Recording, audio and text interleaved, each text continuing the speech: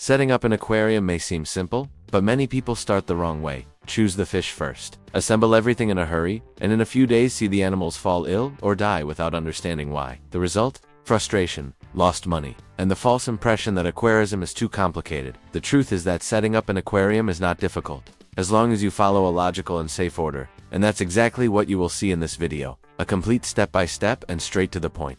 Made for beginners, with everything you need to know to set up your first aquarium correctly. Without making common mistakes, and without spending more than necessary, you will understand what the ideal size to start, which equipment is really essential, how to choose the right substrate, assemble the decoration functionally, do biological cycling of water, and only after that, add the most suitable fish for beginners, resistant, calm, and compatible with each other. If this is your first experience with aquarism, or if you've tried before and didn't work out, this video will save you time, money, and headache. Stays to the end, because each step matters. An ignored detail can compromise the whole system, but following the right way, your aquarium will work from day one. Before we start, I ask you, if this content helped you, leave your like to support us, and subscribe to our channel so that this content reaches more people who need to know how to set up an aquarium in the right way. Let's get started. Choosing the right aquarium size. Starting small can be a mistake. A classic mistake of those who are starting aquarism is to think that small aquariums are easier to maintain.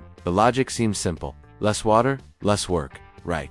But the reality is exactly the opposite. The smaller the volume of water, the more unstable the system. In small aquariums, any variation in temperature, pH, or ammonia concentration can become fatal within a matter of hours. The ideal for beginners is to start with an aquarium of at least 50 liters, the equivalent of approximately 13 gallons. From this volume, the environment becomes much more stable. It's easier to keep the water parameters balanced. The risk of toxins accumulating quickly decreases, and you have more margin of safety in case something gets out of control. In addition, a larger aquarium gives you more freedom to choose different species, put together a more beautiful and natural layout, and work with filtration and oxygenation efficiently. It also avoids overcrowding, which is one of the most common mistakes among beginners. Another important detail: choose well the place where the aquarium will stay. It needs to be away from direct sunlight, on a firm and level base, and close to an outlet. Starting with the right size is not an exaggeration, it's what determines whether your aquarium will be stable or a constant problem from day one. 2.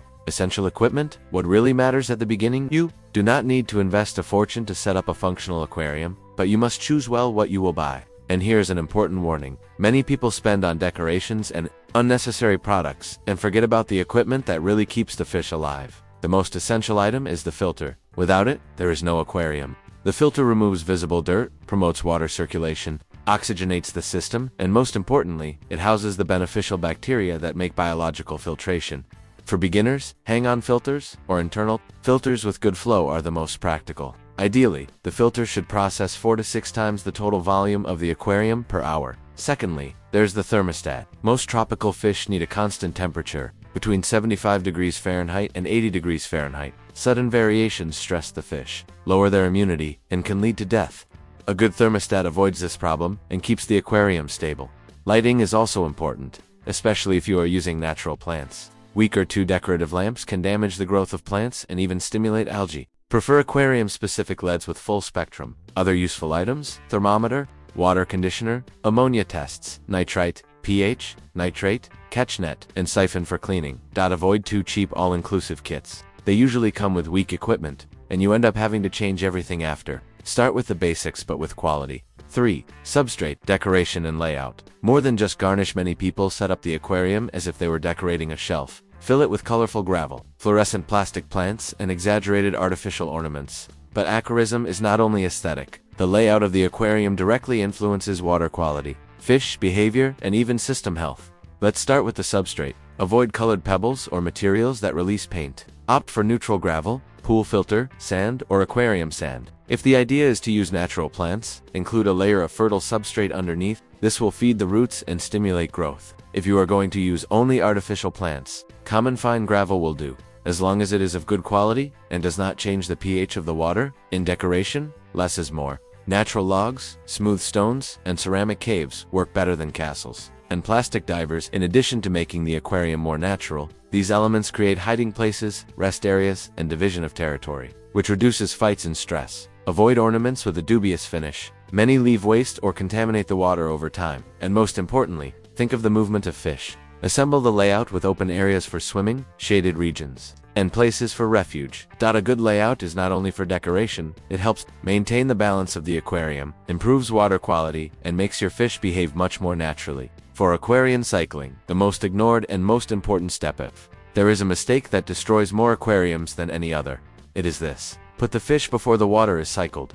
And no, cycling is not optional. Without it, the aquarium becomes a toxic environment, even if everything looks clean and beautiful. But what exactly is cycling? It is the process of formation of beneficial bacteria that will transform organic waste, such as feces, food scraps, and urine, into less dangerous substances. Ammonia, which is highly toxic, is converted into nitrite, still toxic, and then into nitrate, which can be removed with partial water changes. These bacteria mainly settle on the filter and substrate, and the cycling process takes an average of 21 to 30 days.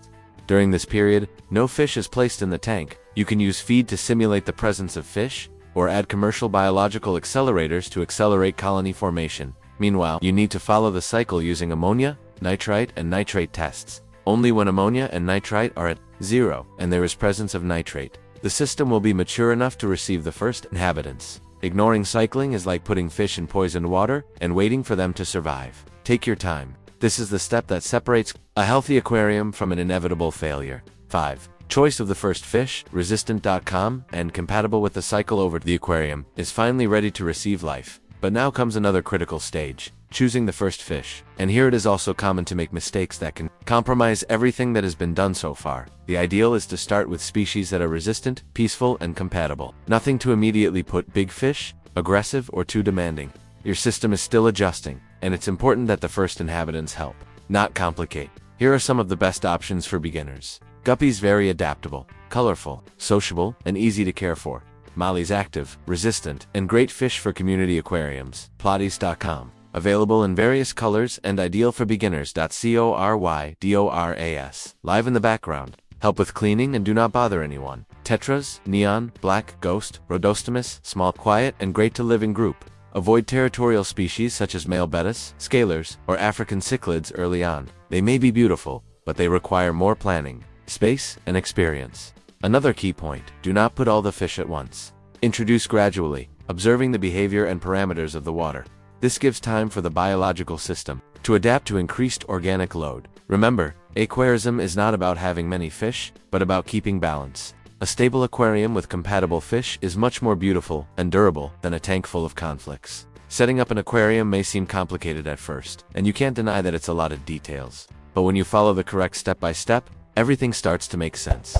Each choice matters. The size of the aquarium, the equipment, the type of substrate, the decoration, the cycling time, the right fish. None of this is random. It's not just putting water and fish in and waiting for everything to work. An aquarium is a living ecosystem, and when it is balanced, the results are amazing. Healthy fish, crystal clear water, less maintenance, and much more pleasure to watch. With patience, attention to detail, and no skipping steps, your aquarium will work and will reward you every day with a beautiful, stable, and relaxing environment. Aquatism is not hurry. It is care, observation, and constancy. Who understands this can maintain long-lasting aquariums for years. And now, tell me, have you ever tried to set up an aquarium?